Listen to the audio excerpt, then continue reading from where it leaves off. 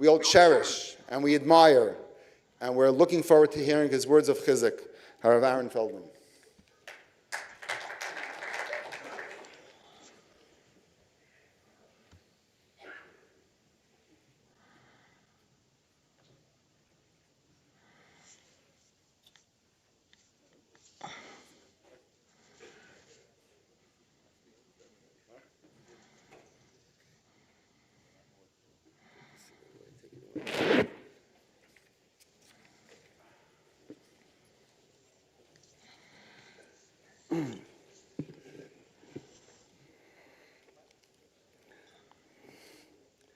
חברי מועצת גדולי התורה, רבנים חשובים, אדמו"רים,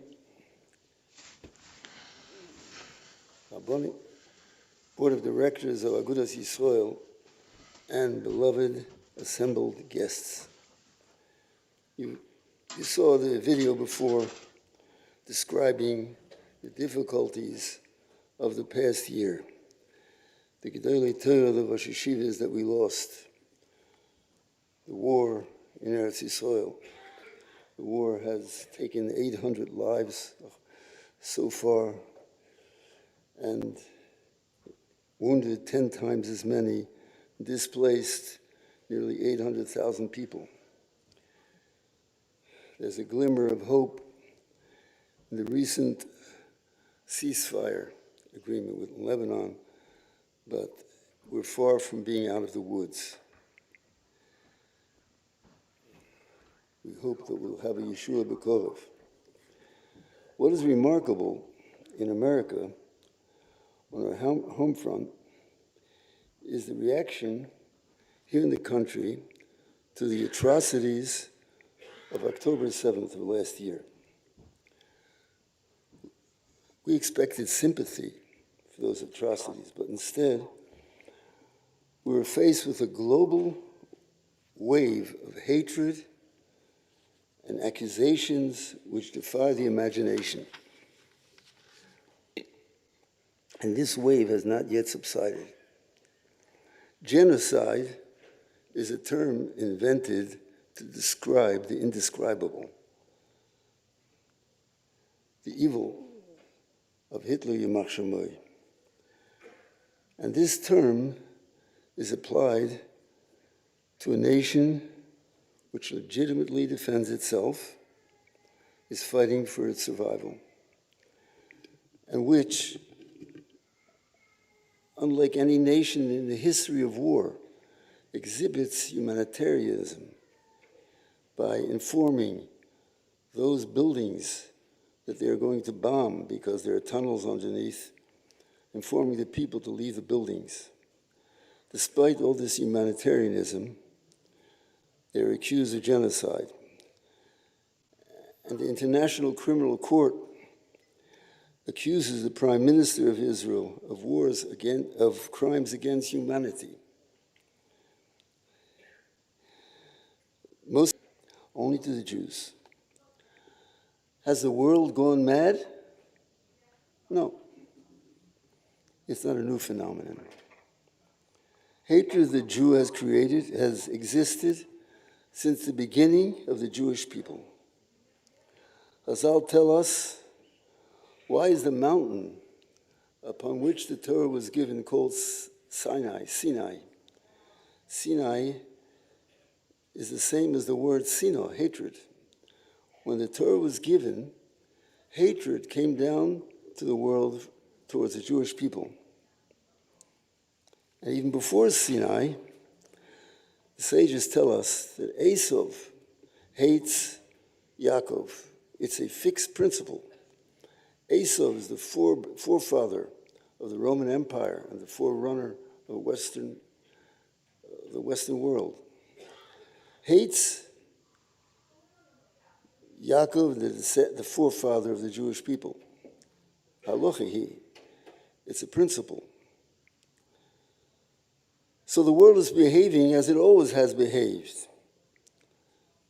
But this makes the question even more difficult. Why do they hate us? In other words, what is the ultimate source of anti-Semitism?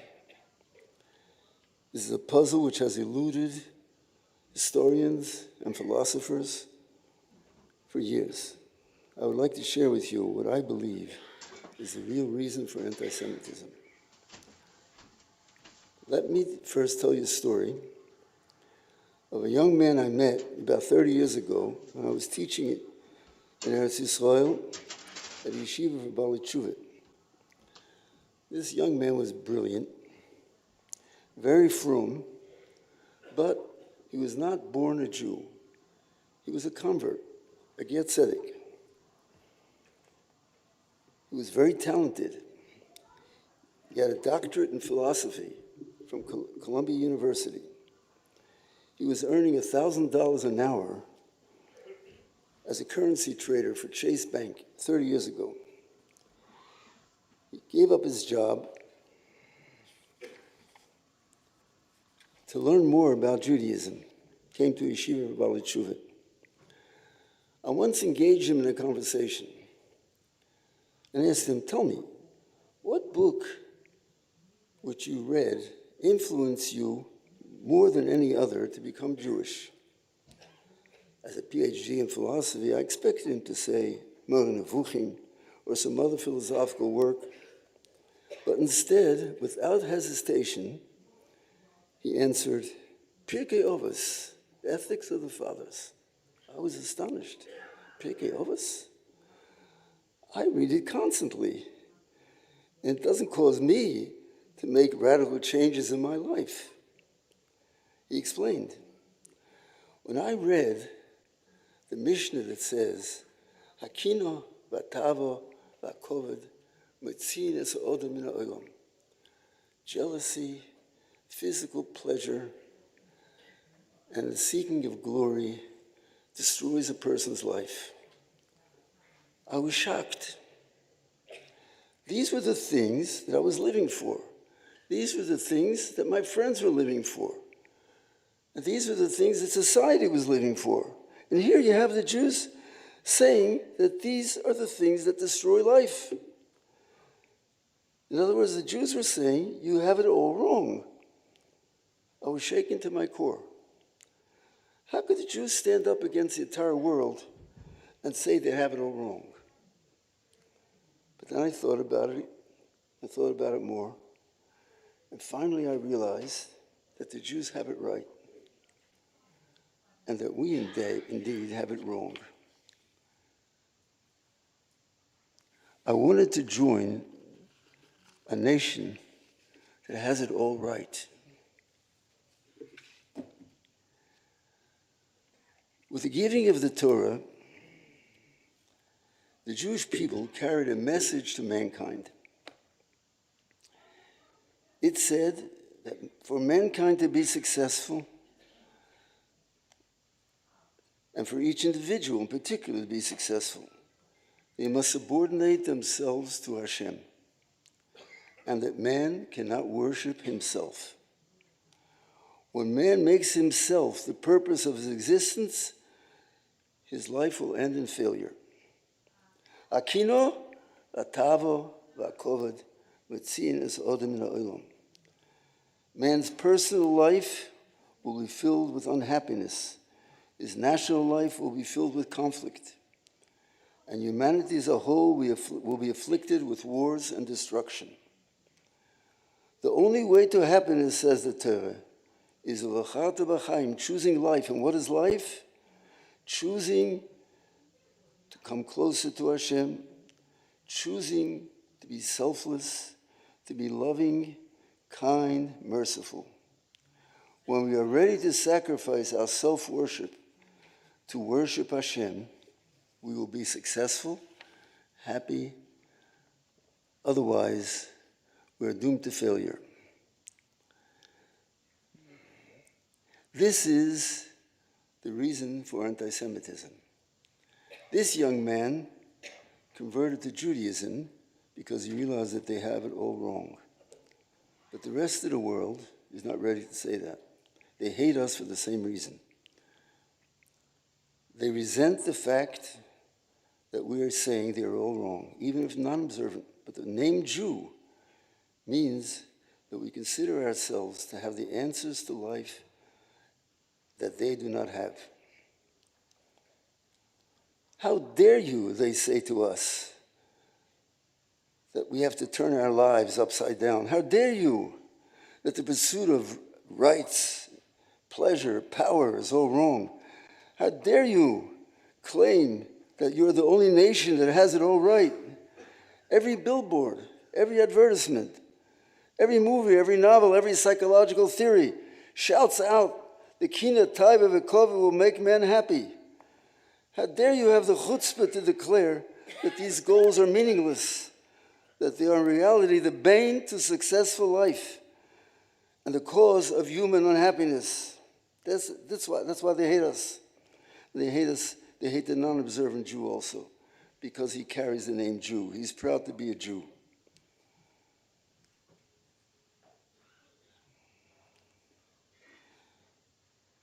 They know that the Jew does not subscribe to their values, that we were always outsiders. We do not join with them in their holidays, in their philosophy of life, which is designed to supply man with kino, tavo, and koved. We are a threat to their self-worship. We make them feel guilty for the pursuit of kino, taiva, and koved. In full disclosure, let me add that this idea is not just mine, but Hitler, Yamach Shemoy, in his Mein Kampf, says the same thing. He writes that the Jew has to be destroyed because as long as one Jew remains, he feels guilty for indulging in his appetites. There you have it. This is why hatred came down to the world at Mount Sinai. This is why Esau hates Yaakov. This is the source of anti-Semitism. This is why college campuses scream out genocide, why the International Criminal Court accuses Jews of crimes against humanity. They want to get rid of Jews. They want to get rid of a nation that makes them feel guilty, which accuses them of having it all wrong. There have been two reactions to anti-Semitism in the past 2 centuries since the emancipation. One was by Jews who were ashamed of being Jewish, and the other was by Jews who were proud of being Jewish. By ashamed or proud of being Jewish, I don't mean someone who's proud of Jewish food or Jewish music or Jewish jokes or Jewish mothers. I mean someone who is proud of a yarmulke, of tzitzis, of a beren payas, of keeping mitzvahs, keeping Shabbos and kosher, and those who are ashamed of that. Those ashamed of being Jews began movements to combat anti-Semitism. They believed that by leaving go of Jewish distinctiveness, the non-Jew will begin to love us. They wanted to blur the differences between the Jews and non-Jews. These are movements like Reform Judaism, which wanted to rid Jews of their mitzvahs and customs, which separate us from the Goy. Haskalah was another movement which wanted the culture of the Goy, of the nations of the world, to become part of Jewish culture. And the most successful of all these movements by those ashamed of being Jewish was secular Zionism, which wanted to turn Jews from a nation of servants of God to a political entity where being Jewish means merely living in a Jewish state and speaking Hebrew. These were movements that were designed to turn Jews into Goyim. The other reaction was by Jews who were proud of being Jewish. They refused to join with those who were ashamed of being Jewish. They refuse to accept reform. They refuse to accept Haskalah. They refuse to recognize secular Zionism as legitimate. In an aside, I want to add, to this day, the attempt of certain Haredi Jews to join the World Zionist Organization was rejected by Gdolei Torah and by Agudat Yisrael in a statement it made. Eretz HaKodesh was taken to task and rejected because they joined a World Zionist Organization where they had to sign to join the organization where it says that the centrality of the Jewish people is the state of Israel, omitting completely that the centrality of the Jewish people is Torah mitzvahs. Jews who are proud to be Jewish cannot join with Jews who are ashamed of being Jewish. The movements designed to make Jews into Goyim were all failures. Reform Judaism is moribund. Its major contribution to Jewish life is the many empty Reform temples which have turned into yeshivas and wedding halls. They are empty because their intermarried children are not interested in attending their services.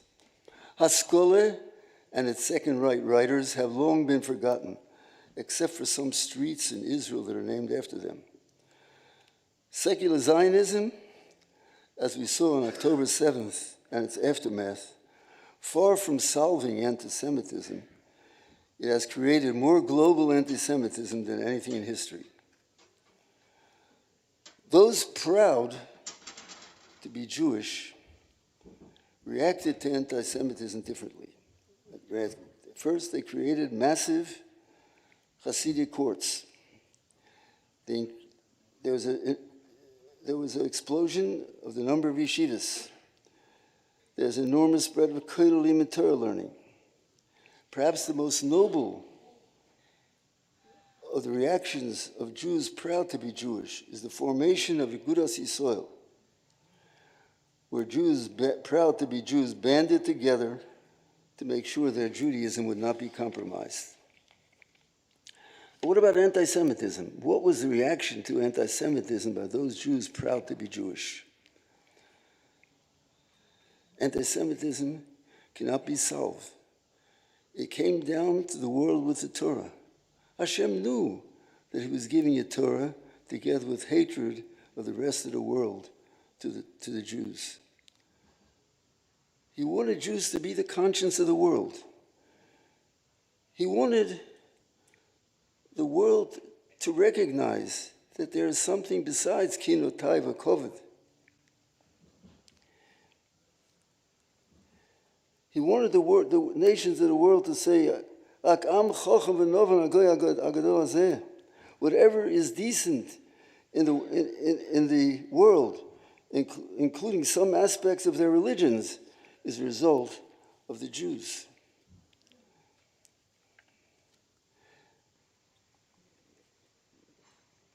HaKadosh Baruch Hu wanted the Jewish people to be the conscience of the world. Without the Jews, the world would be a jungle without Jewish values. If we ceased to be a distinct nation, we would cease to carry out our mission in the world. That's the cause of hatred. And if they hate us, we're sorry about that.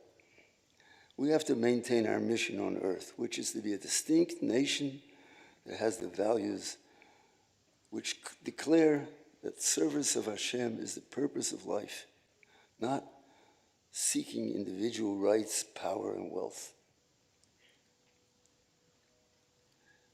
What about the threat of anti-Semitism? Is a physical threat? The Bnei Shalom, who gave hatred with the Torah, also promised to save us. There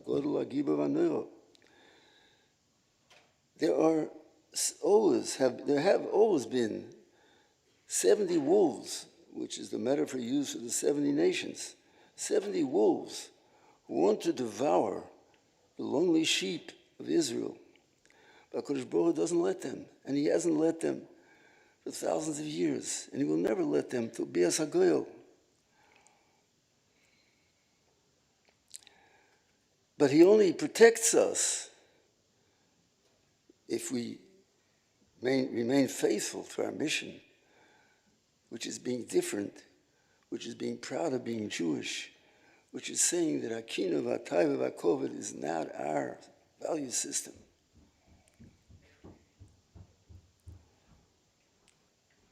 Our job is to devote ourselves to our neighbors, to our nation, to others.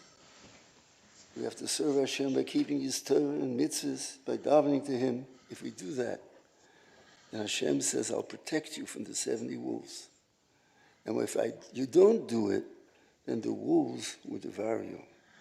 Not completely. I have to have you around for Mashiach to come, but some of you will suffer. That's what we see before our eyes.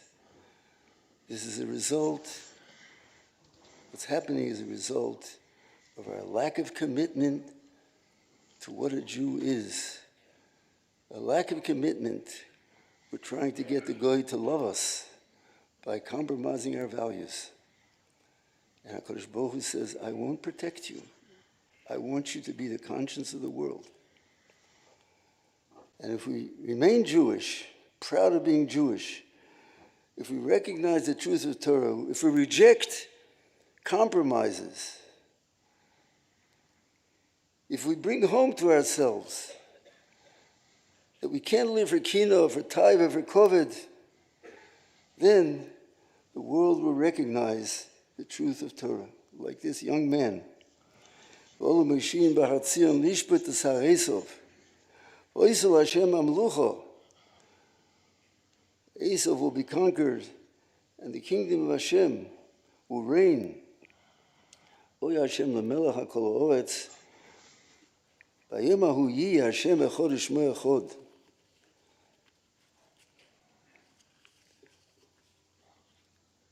May the time come speedily in our days with the coming of Mashiach, when peace will reign over the entire world, and when the world will recognize what it means to have it all right. Thank you.